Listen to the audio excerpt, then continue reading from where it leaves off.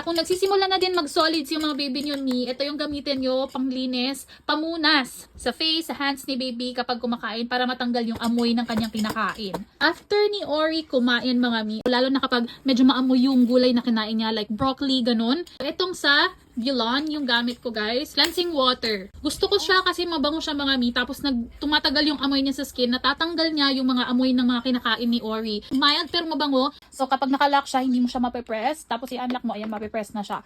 So kumukuha lang ako ng dry cotton wipes, sino-fold ko siyang ganoon, and then binabasa ko siya. Ayan. Pinipress ko lang siya para ma-soak yung cotton wipes. And ito na yung ginagamit ko pamunas kay Ori. Clean up sa kamay. Dito na din sa area yung mga ano. Kuha ulit ako. Press para, ayan, tumalsik patuloy. Wipe. Ayan, kamay.